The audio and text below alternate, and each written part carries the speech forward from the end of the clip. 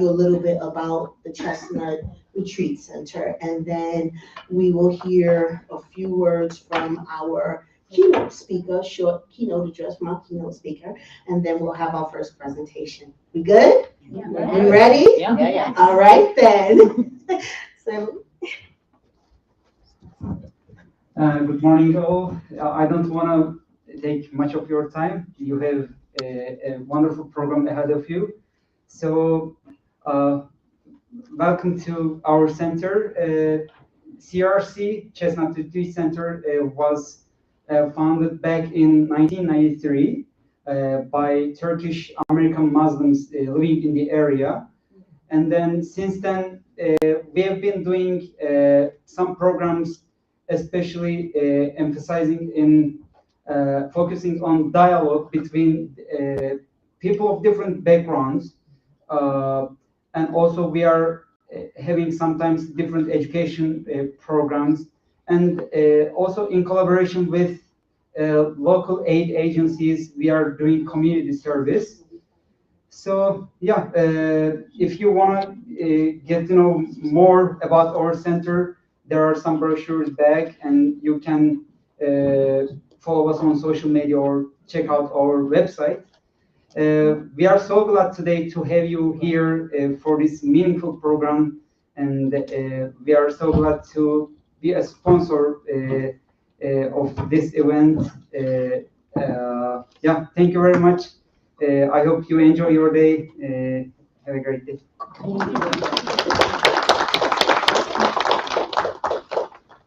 Thank you, Sammy. So our keynote speaker is a little bit delayed. So I'm not going to hold up the program. We're going to actually move on to our first presentation of the morning. And our first presentation will be given by Miss Karisma Page. She is, oh yes, I like this. Karisma L. Page is a John C. Maxwell certified speaker, trainer, and life and business coach. She is also a coach with the International Coaching Federation, a published author of I Can Do It, mom and a businesswoman, founder and CEO of Erin Resilience LLC. Karisma owns and operates a tax franchise along with several commercial and Airbnb investments in real estate. Karisma's mission is to inspire and motivate. Empowering women means identifying their strengths and overcoming their barriers, helping women challenge themselves to strive for better.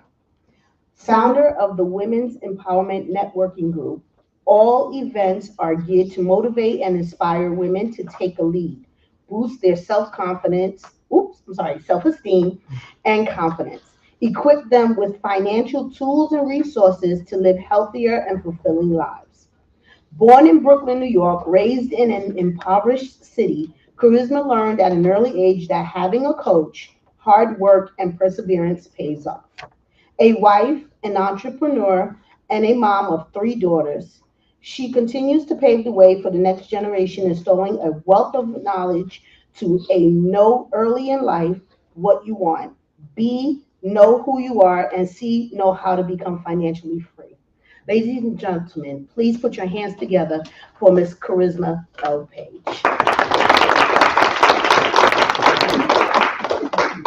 Thank you.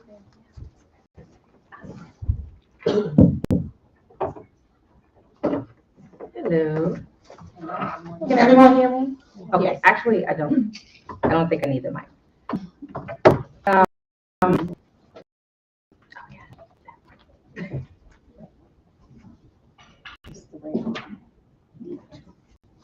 Oh, she's so sweet. Thank you so much, everyone. Thank you. First off, I just want to say thank you to Sharice, and thank you to the Metamorphosis team. Everyone who's here, raise your hand if you had something to do with this event. Thank you. You did such an amazing job. Everybody give it up for Sharice and the Metamorphosis team. So I'm going to be very honest and very transparent with you all today. This was not an easy topic for me at all. When Sharice called and said, I have a topic for you that I want you to discuss, and it's about generational curses, I was thinking of every lie to get out of this event. My kids are sick. My dogs are sick. My furry children, I love them. If anybody know, I love my dogs more than my children sometimes. They're often in the car with me. And I have an event. I can't make it. Something's going on. I'm tired. I'm sick. I feel like it's COVID. Any lie that you can think of that you have said to get out of the situation, that's what I was thinking. And just this morning, that morning, I was walking and I had something in my hand. You know how you're distracted, you're walking and I forgot I had the kitchen cabinet door open, right? Who's a witness of that? Mm-hmm. And so I'm walking and I have something, I'm reading it and boom, I still had it right here. Y'all don't see it, don't look. And I feel like that was a sign because I feel like all I'm getting right now are signs. And that sign was, it's not about you, dummy. This is the Lord. It's not about you. It's about the women you are going to speak to who are hurting, who are thirsty, in German, who are hungry, who are thirsty, who are starving, who are trying to make ends meet right now, who are in financial situations, who are going through spouse difficulties, family difficulties with their children. It's not about you. And I said, okay, I got it. And I also received that in the process of you speaking to these people, you're going to get something out of it in return. And I said, okay, I heard that loud and clear. So a good sister friend of mine, she sent me a video, a sermon. Now, I'm not a church girl, but I believe in the divine. And I looked at the video, and what's the first thing we do, right? How long is the video? I don't have time to watch this video. I have multiple businesses, and it's a lot going on. I have to speak to my partners. I have to lead employees. I have so much to do. I am not going to watch this YouTube video of this sermon for an hour. I'm not going to do it. I have things to do. And a sign, again, right, that feeling, so I press play. And it's going, I'm like, oh, okay. Kind of feels like something Sharice wanted me to do that I don't want to do. And I've known Sharice for some time now, and I was just going to pick up the phone and tell that lie. But then I said, continue to listen. Okay, this is great, this is great, this is great. All right, wind up listening to the whole video, the whole entire video. I was moved. And what I got from that video was very profound. It was one word. Anybody could guess? Mm-hmm. It was triggered. Triggered. That's what I got from the video. Triggered. And I said, oh, okay, well, that makes sense. This is why I wanted to get out of the situation. I did not want to face it. I did not want to talk about generational curses because I am triggered. Come on, guys, louder. Right? So that was an aha moment for me. And I love that I'm in slippers right now. So that was an aha moment for me. So, generational curses and how they hold us back. What's the word? Trigger. What's the word? Trigger. Thank you. We're up to date. So, in this video, you showing all my stuff. Here we go. So, in this particular video, what stood out to me, and I'll share a little bit with you all, and it was talking about zeitgeist, and everybody's familiar with zeitgeist, right? So zeitgeist is me defining the spirit or mood of a particular period or history of time, ideas, beliefs of the time. So the zeitgeist, for an example, in the 60s, we had Woodstock. Who went to Woodstock? I wanted to. Wait, yeah. I knew it was somebody. It's always somebody. And we have the civil rights movement, right, of the 60s. That was a period of time where there was a staple of something happening. In the 80s, we had electronics, right? We had hip hop, which I like. I'm not gonna bust no moves right here. But and then so on and so forth. Now, in the time we're in right now, I do honestly believe our zeitgeist is wellness. I hear often women, men, but women in particular talking about self-care, right? Is that you? Because I know that's me. Self-care, I have to take care of myself. This is the time where I need to find who I am, what I like to do, my self-identity. And then we're figuring out and doing things that is going to help us in the process, right? We're getting massages, we're doing yoga, we're meditating often. So right now for me and for a lot of people is wellness. And so trigger, everybody say trigger. Trigger. I want you to remember that. How that word came about. So in the 1930s, when there were war, there were interviews with survivors of combat. And the interviews were pretty much just helping soldiers, survivors, deal with their traumas from their traumatic experiences of the war. And although trigger was not often, it was known, but it wasn't often spoke about around that time in the 30s, how it is today. Because today, our zeitgeist is wellness, right? So everybody's talking about trigger. I say trigger every day. And so, and at that time, a lot of interviews were done. And so the soldiers were talking about their experiences, their traumatic experiences, and doctors associated the word trigger from the weapon. And what was the weapon? When you're in war, what's the weapon? The gun. And what does the gun do?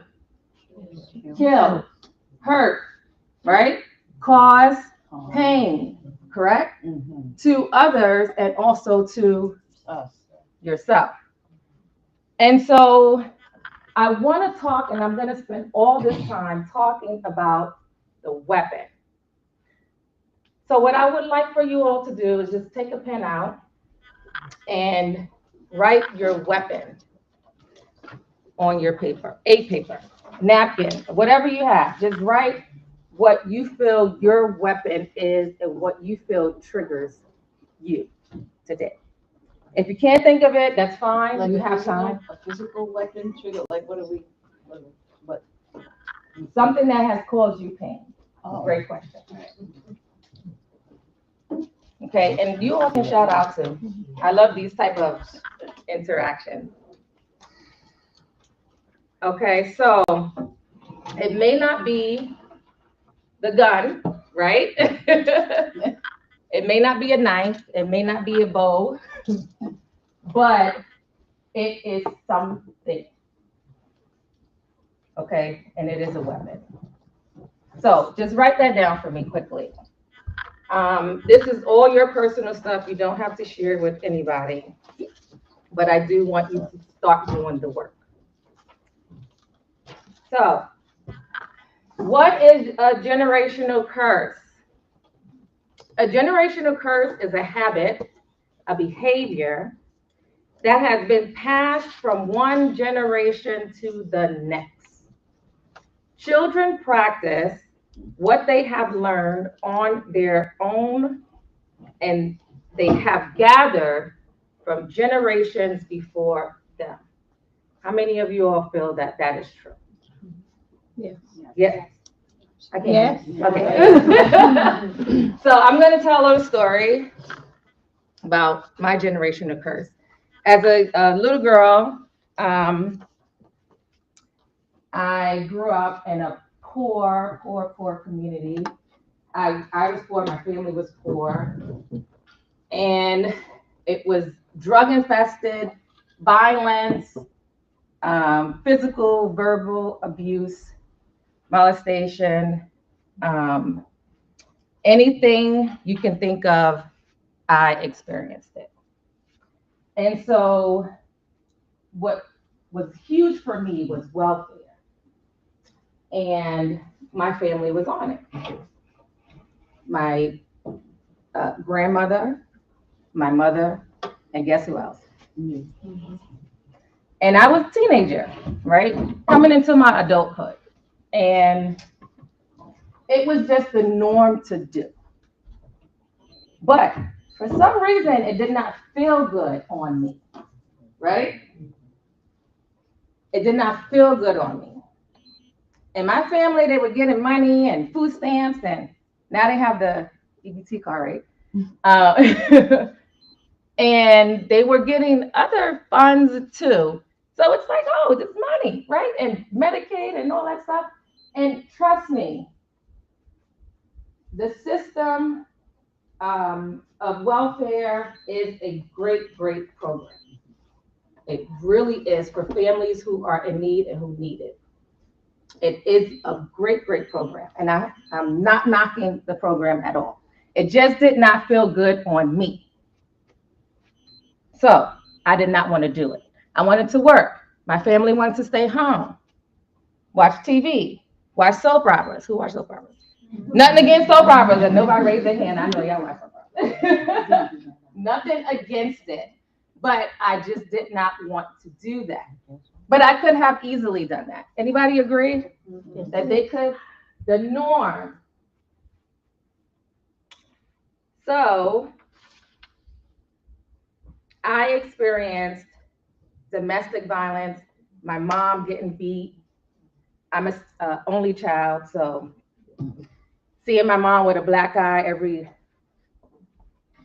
full moon, devastating. So when I got of age and started dating, guess what? Right? It was normal, but it did not feel good on me. Okay? So I got out of that situation. Being molested. Horrible, horrible, horrible. Horrible. I'm sorry. Alcoholism. My mom was addicted to drugs. So I dealt with that. Thank goodness I wasn't introduced to it because I would have done it also. And why would I have, what's the reason why I would have done it so easily? Anybody can guess? It was normal. Normal. And to escape, right? So I dealt with all of that. Neglect, racism, and abandonment. You're doing so good. So how does it affect us? The effect of such leads to low self-esteem, depression, anxiety, insomnia, anger, and self-destructive behaviors. You ever heard the phrase, hurt people hurt people? Mm-hmm. Say that again. Who said that? Say it again. Yeah. Okay. So these things can either do one or two things. Make you bitter. Everybody say bitter. Better. Or, Better. there you go. Bitter or better. So, bitter people, don't get over the pain. People do not have to remain victims of their past. We place ourselves in prison. Better people still have the pain, but able to cope by creating healthy rituals and habits, positive reinforcements to continue to move forward. And I feel like I became better. And that's what I want for you all. So, as we go through life, we get upset, right? What are some of the things we do? The effects of our trauma. We self-sabotage, right? What else? Throw it out there. Run away. Avoid, cry, right? Withdraw. Fall into bad habits. Right? Get angry. Say that again. Yeah, get angry. And get real angry. Self-destructive behaviors. What do we do to our family members, our loved ones? The loved ones, not the ones we don't like so much. Do whatever you want to do with them. What do we do to our loved ones? We hurt them. Our children, what do? We lash out, right? We use verbal, physical abuse. I am a witness to that. I am a victim of that. I have done that because I was Triggered. Huh? Triggered. Because I was triggered subconsciously. Not that I want to hurt my children, not that I want to hurt my husband, but the weapon that hurt me made me hurt them. And so they're going to use that weapon to hurt their children. Correct? Everybody with me? Yeah. Okay. So, even though it's painful, we have to become aware of our weapon. And I hope everyone has written that down. Something that has hurt you. When we smell something, right? When we see, hear, when we touch something, and most importantly, when we are touched, right? How does that feel? Not so good. Especially if that's your trauma. You are what? Triggered. Huh? Triggered. Okay, we get there. We'll get there by the end. You can go to the next slide. Thank you. So, everybody saw The Lion King, right? Okay. I love The Lion King, but and the whole movie. But there's one part that I love the best, and it's when Simba and Nala, they're going into the elephant cave. I think that's where they went, and they're not supposed to be there. But what are they confronted with when they go? Danger. And are the hyenas there to play? No. Are they there to have a good time? No. Are they saying, come on in? The hyenas are the what? The W. Weapon. The weapon. They want to destroy Simba. He's alone. He's fragile. He does not have his protection. But Simba, as little as he is, says, ha ha ha, I laugh in the face of danger.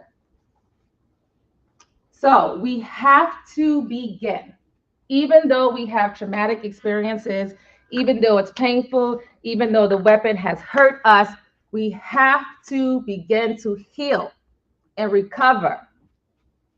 And we have to do it now. We all have triggers in this room. All of us. You may have blocked it out like me until something happens. I see something. I smell something. Touch something. Somebody touches me. It brings back those memories. But if I wasn't a better person, I would be what? Bitter. Be bitter. Bitter. Oh, yeah, somebody's paying attention. I will be bitter.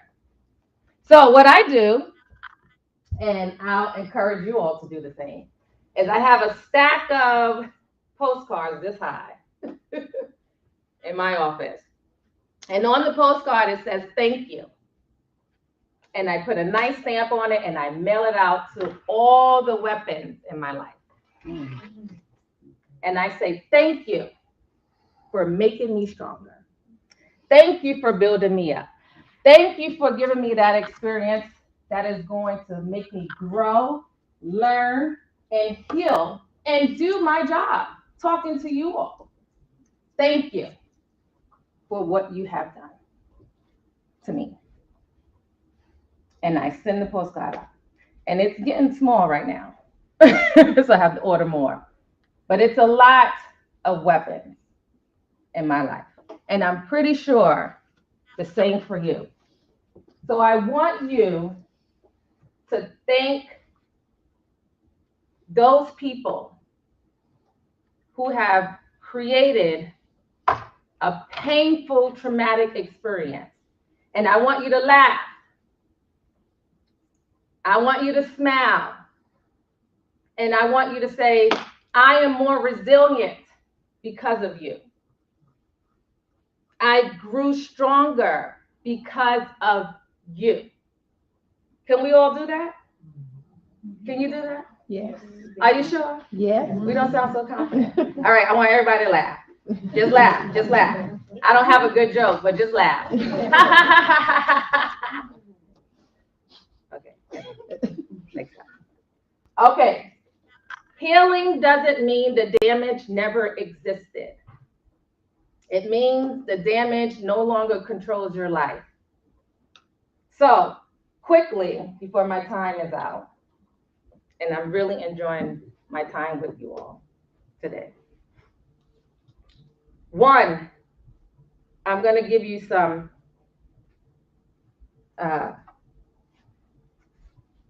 examples of adversity. Okay?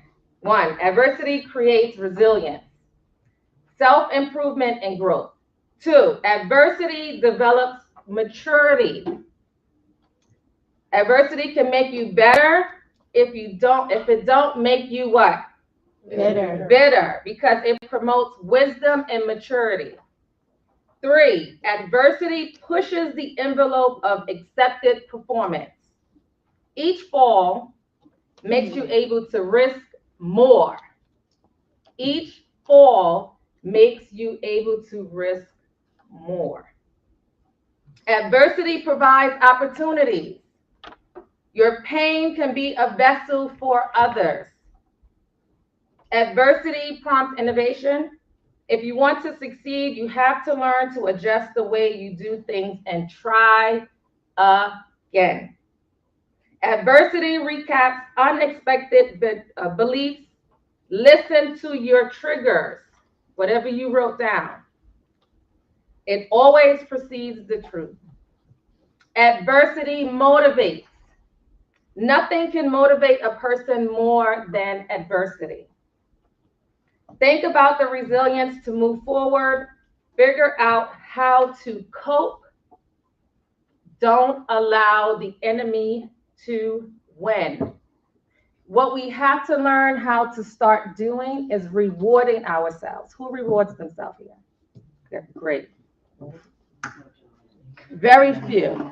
I didn't know how to reward myself. I didn't even know what that was. because I'm a business owner, I have children, I have a husband. It's a lot of work.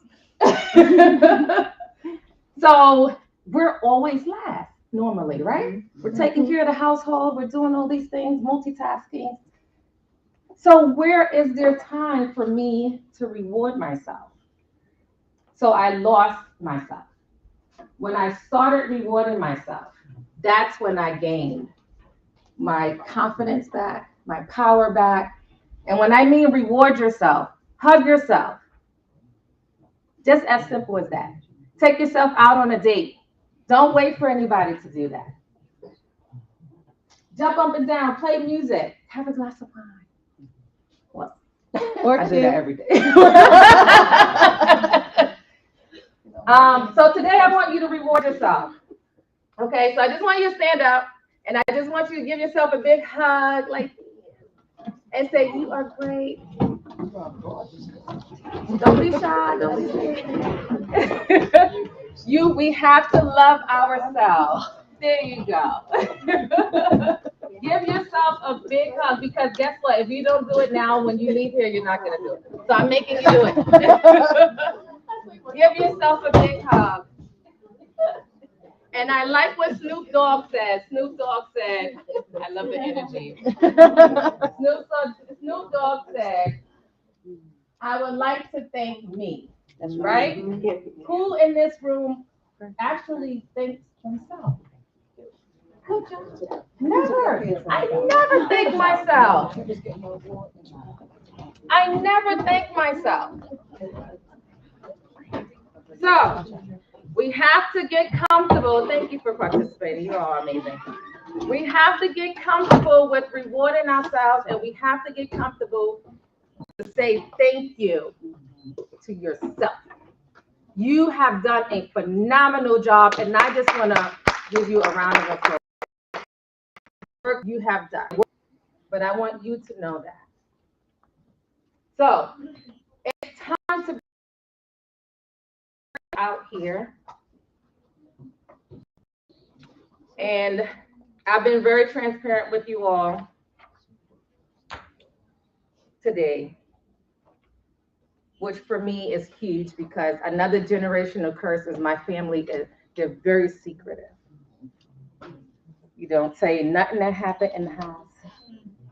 Keep it to yourself. And so as I grew older, guess what? I never told anybody my business. So now you all know. I'm a little scared. I hope I'm protected here. This is family? This Okay. We in Vegas. So I once was poor, depressed, low self-esteem, lack of confidence, the true story. Loneliness, I had limiting beliefs. I was afraid and full of insecurities. This all was because my great-great-grandmother was full of insecurities. My great-grandmother full of insecurities. My grandmother, who I knew the best because I lived with her, because my mom, abandonment issues. That's one of my triggers also. Full of insecurities. My mom full of insecurities. So guess who's insecure? Me. So I had an option to put that weapon of insecurity on my girls. I have 3 daughters. My oldest is in college. Or as a bitter person, or do my work and become better and stop it here with me. But I have to be aware of what my triggers are in order for me to stop.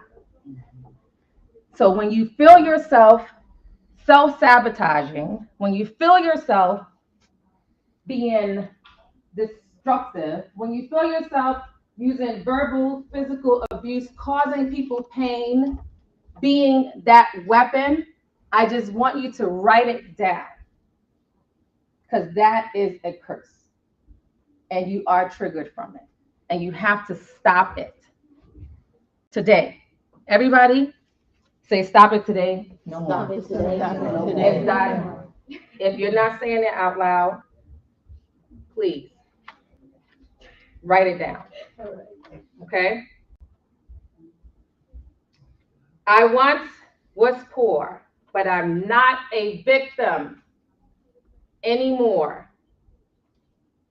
I'm not a victim of my traumas. And the reason why I'm better is, like I mentioned before, I found positive reinforcement such as yoga. So I take yoga classes. I meditate 5:30 in the morning every day, creating rituals and habits, positive rituals and positive habits. Meditate, I stretch. Breathing techniques. Anybody know about breathing techniques? Yes. Breathing exercises. Very important. We breathe very shallow breaths as we go through the day. But if you really just doing that feels good. As you're sitting in your chair and if you need to do that, do it.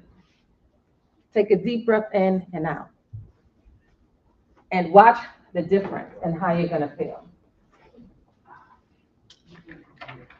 I once was poor. Now I am rich in love, gratitude, confidence. My self-esteem is amazing. It's so good. I love myself. I've come a very, very long way. And most importantly, I am financially free. Amen. Now, I'm not saying that money makes you happy, but it is up there with oxygen. You need it to survive. Okay, that was from Les Brown. I stole that. Next slide, please. So, thank you so much. My name is Karisma Page. I am a speaker, a trainer, a life and business coach with the John Maxwell leadership team. I have investments in a tax franchise in 3 different states. I am an investor in a restaurant. It's called Season, CZEN. It's in Inglewood, New Jersey. If you are in the area, please stop by. It's a Caribbean, Asian infused cuisine. Delicious. I love it. I also have investments in real estate. I have 2 commercial properties that house tenants and storefronts. I occupy one of the storefronts because I'm just selfish like that. And and I have a few Airbnbs as well. My mission is to motivate, inspire women. And so I have a networking group, a women's networking group. It's called Women Empowerment. And the other one is called Boss Up Your Life. And that's just for women to find their purpose in life, their meaning in life, a fulfilling life. But we have to do the work. We have to find out what it is that is holding us back so that we're able to move forward. Now, if your traumas are very severe, then I recommend that you seek therapy. There's nothing wrong with therapy. I go to therapy. I have to. I have a husband. No.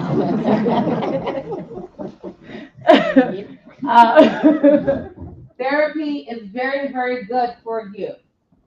However, if you can cope with life and you're just trying to find your way, you're stuck, you had a setback, there was a challenge, and you can't find your footing, you got off track, which we normally do, I do often with all the things I have going on.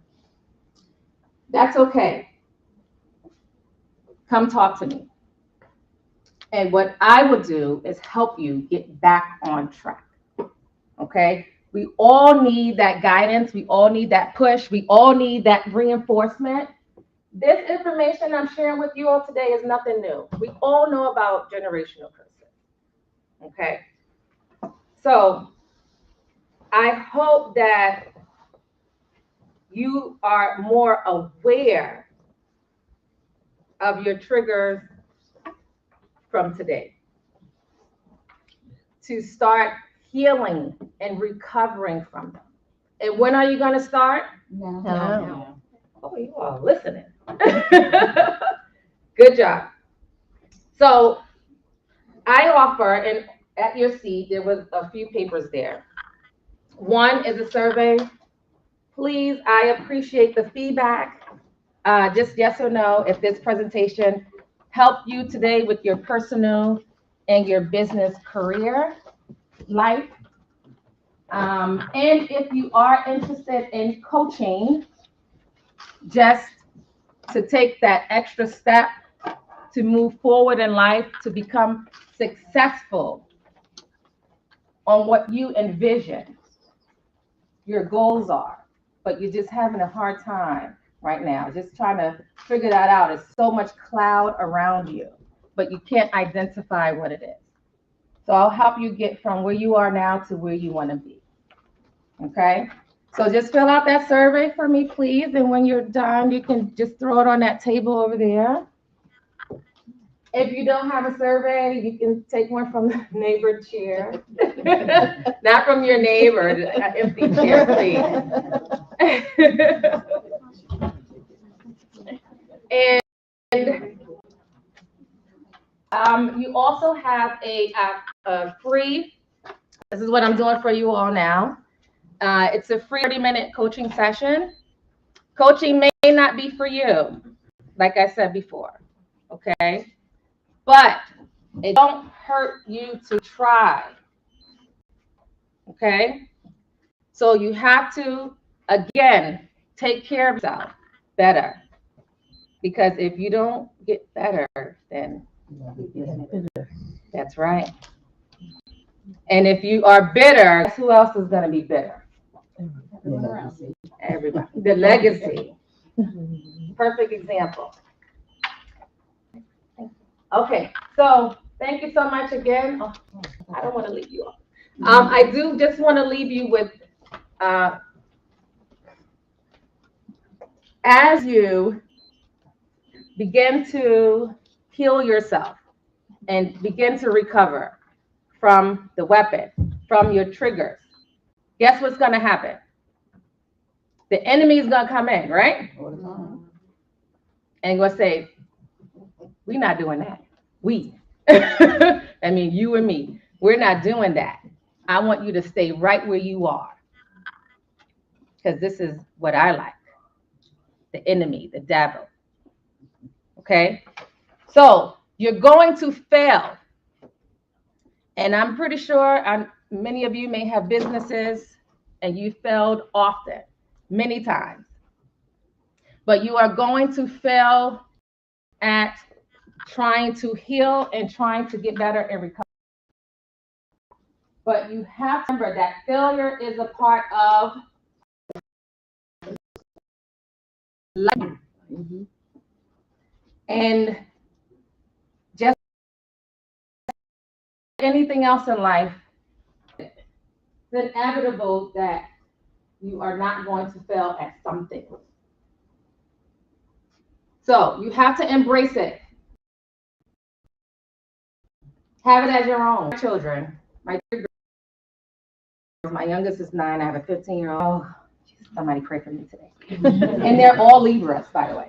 Oh. Don't ask me how that. So what I tell my girls before they go off to school is I say, fail today, fail often. As many times as you can. Not purposefully, but with the mindset that when they do, they won't be defeated. So I use it like a curriculum, like in school, they have science, they have social studies, math, algebra, all these things.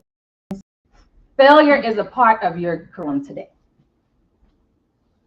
So that's going to do a number of things for them. That's going to allow them to, when they get older in life and they're, you know, in corporate world, they're entrepreneurs, hopefully following mommy's footsteps. When they do fail, they're not crushed. They're not beating themselves up, right?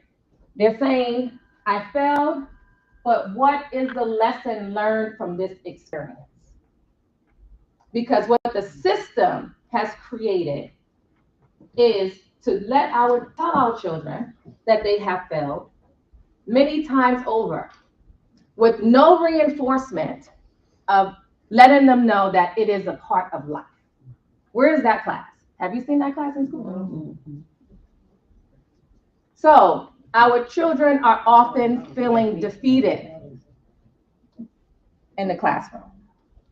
So my daughter, my youngest, she failed a test, and she's emotional. And I said, okay, well, what happened? I pick them up.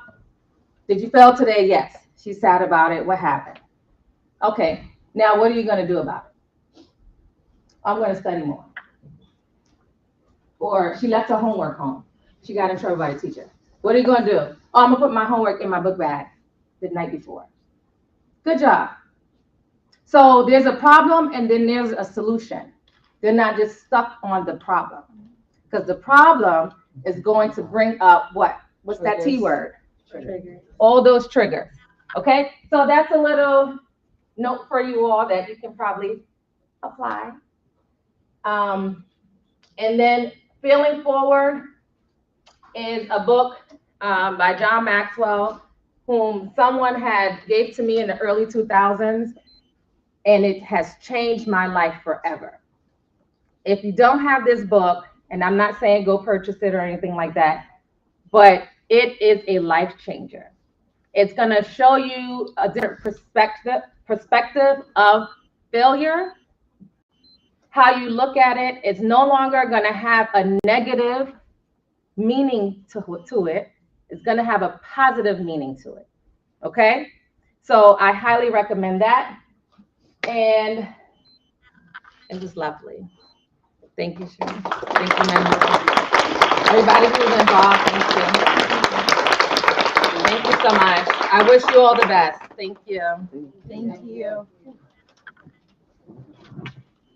This is, whew, okay. You messed me up. Seriously. You messed me up.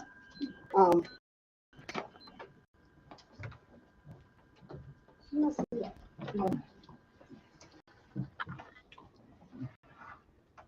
I just want to share a little bit about why Karisma is here today. And please excuse me, because right now, like, my heart is racing, the emotions are flowing, memories are coming back. But this is how I got here. This is how y'all got here. 3 years ago, before Metamorphosis got started,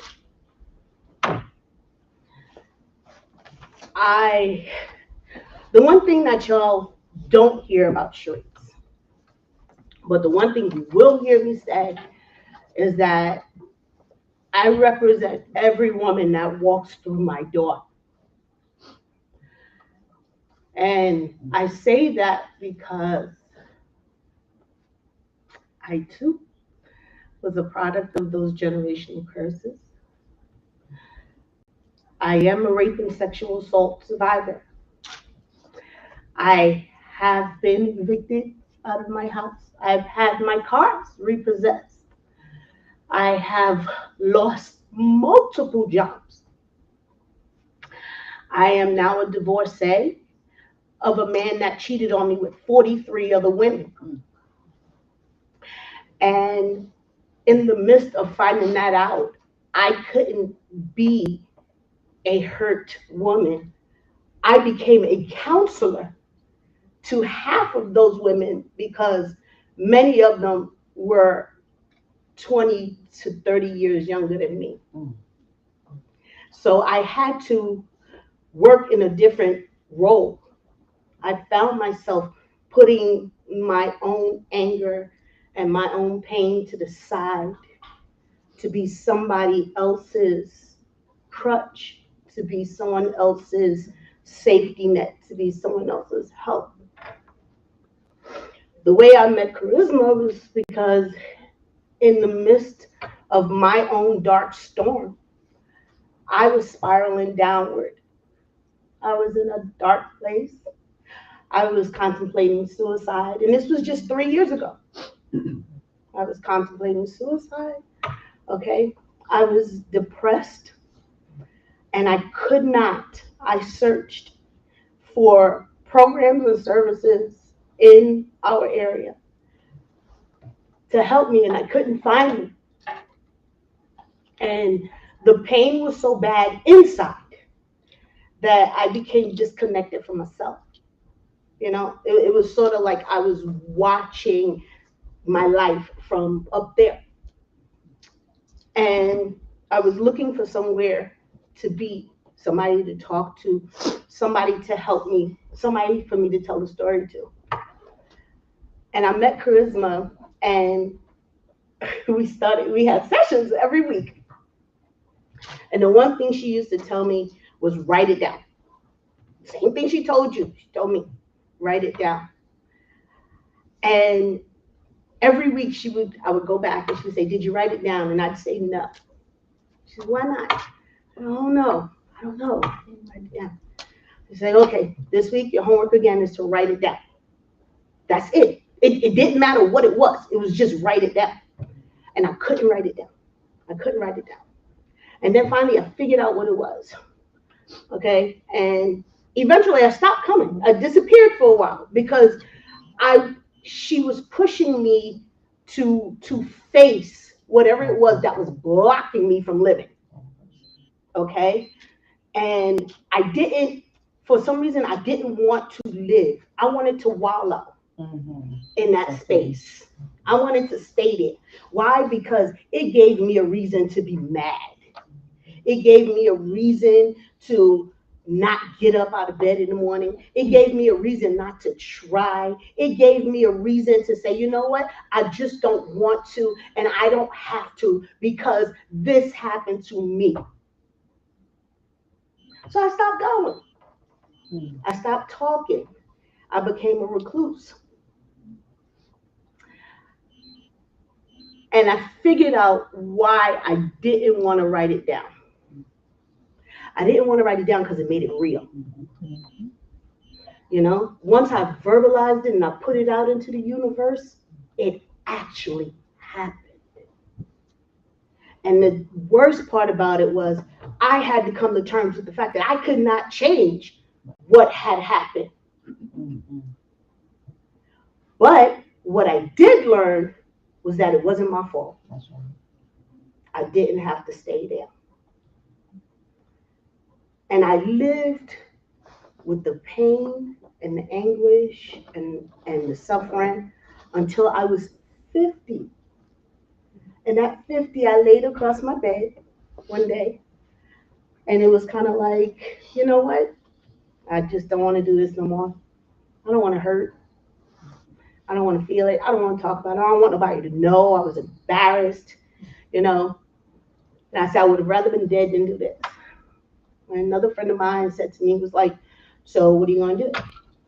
You going to kill yourself over something that wasn't your fault? Or are you going to pull yourself up out of this hole like I know you can and do something about it? And I decided to pull myself out of the hole and do something about it. And I started looking for the other women in the area who were like me. I was like, there gotta be other women in the area. I can't be the only woman that feel like this. I can't be the only woman that's going through this. You know, I can't be the only woman that's having these kind of thoughts. There gotta be somebody. And I found nobody. So I started a webcast. And it was good. It's great. If you go to our website, it's called Cafe Conversations. And you'll hear it, and the song is catchy because once you see it, you're gonna be walking around now. It's a cafe conversation in the ladies' room. I'm telling you, that's what it is. Look it up, the Cafe Conversation. And what Cafe Conversations did was gave me a platform to be able to talk with other women about how I was feeling. Because I found now that what she had told me then was correct. Holding it inside was just putting me into a deeper, darker hole. Okay. And it wasn't doing me any good, and not talking about it, I found also too was making me physically sick. It was making me emotionally disconnected. I had brain fog. I ended up with digestive issues. Okay. Panic attacks. And the reason I'm telling you this is because I'm sure some people kind of looked at the lineup and was like, well, okay, so what does generational curses have to do with money? And how is all this connected? Okay. And what you will find today is the reason those particular topics that we're talking about today were chosen was simply because those are the things that when women walk into my office and they say, I need some assistance, those are the things they talk about. They talk about the trauma from their past and how that trauma led into them not being able to keep those jobs. And they couldn't function on their jobs. And now they lost their jobs. So now they have financial issues. And now they're trying to figure out how to make the money work. A little bit of money for a whole lot of debt. And how that debt also affected other things. Because if you have no money, you can't pay your rent, you can't pay your bills, you can't pay your car note. You don't have a car, especially up here. Y'all know, we all drove here today. Who took a bus? Exactly. That's my point. That's my point. You understand? Exactly. If you don't have, transportation, how do you get into that job that everybody keep telling you, oh, you just need to get a job? You understand what I'm saying? And the cycle perpetuates and it keeps rolling and it keeps rolling and it keeps rolling. So what I wanted to do with Metamorphosis is I wanted to put together a hub, okay, where women can come and men, because I tell you this, I have almost just as many men coming in for services and my team is here and they'll tell them, okay? It's the Metamorphosis Women's Empowerment Initiative, but bring your man with you too if he needs help. Okay, that's really what it is. Okay, and we help our men and our women. Why? Because separate, we always gonna have issues. But if we work together, we can't exist without each other. Let's be realistic. There would be no population on this earth without men and women connecting, working as one. So why not make our relationships work? Why not make them good? Why not open up the understanding? Let's learn how to communicate. Let's talk. Let's talk through those issues. I'm big on communication now. There was a time when I was like, I don't want to talk to you. I just don't. I don't care. I don't hear what you have to say. I don't want you. Didn't I say don't talk to me? That's exactly how I was. Just don't talk to me. If you said something I didn't like and all like that, just don't talk to me. Now, I will probably talk about you when you leave. I'm gonna talk about you, but I don't want you to talk to me. And we all know that don't work. What happens? I'm mad. I talk to you. You're going. You should go talk to her. I don't want to talk to her because I don't like her. She don't like me. She gonna talk about me anyway. And we do that. Without understanding, and then we wonder why it is that we can't get along. We can't be in the same space. We can't help each other out. And then that opens up another can of worms because many of us are associated with community organizations and resources. And the thing is, if we can't have a simple conversation amongst us, how can we have a conversation with other organizations that might be doing something similar to what we're doing, okay, about what we're doing without kind of feeling like, well, I don't want to say too much. I don't want to do too much conversation with them because they might take my ideas or they might take my this. They might take my grant money. They might, you understand what I'm saying? And this is what, and so what I'm saying is today, I'm going to be the troublemaker. Yes, I am. I'm the troublemaker today. And by the troublemaker, I'm saying I'm going to be the one to say, you know what? No holds barred. The reason we're here is so that we can put the problems on the table. Say, this is what it is. This is what I'm experiencing with my organization. This is what my community that I represent is experiencing. Okay? These are our challenges. How can we all work together, okay, to address those challenges so that we can become one unit and the people who really need the services, which we're getting grant money for, actually get the services? Am I wrong? Tell me if I'm lying. I can take constructive criticism now. I couldn't take it before, but I can take it now. You understand what I'm saying? But y'all know I'm right. Y'all know I'm right. Okay? So I just want to say thank you to Karisma, honestly, because she was the first one to put a Band-Aid on my wound. You know? And the only reason I say a Band-Aid and not a suture, simply because I walked away from the treatment against doctor's advice. You know, I walked away from I'm a nurse, so you'll probably hear me, you know, make a lot of, you know, references to nursing and things like that. But for the most part, I walked away from it. But in walking away from it, it made me that much stronger, you know, and it also made me stronger to be able to advocate for others who could not speak for themselves. And unfortunately, many of us are in that position. We're speaking for those who can't get in front of, you know, those who are the powers that be to say, this is what the issue is. We speak for them. We are their mouthpiece. We are their advocates, you know, and today I want this to be a learning process for us. Okay. I want us to learn what the other side is like. We know what we know and what we do and who we work with. We know our story. I want to know your story, and I want to know your story, and I want to know your story, and I want to know your story, and I want to know what your community needs. You know why? Because somebody from your community come into my community, and I need to know how best to serve them.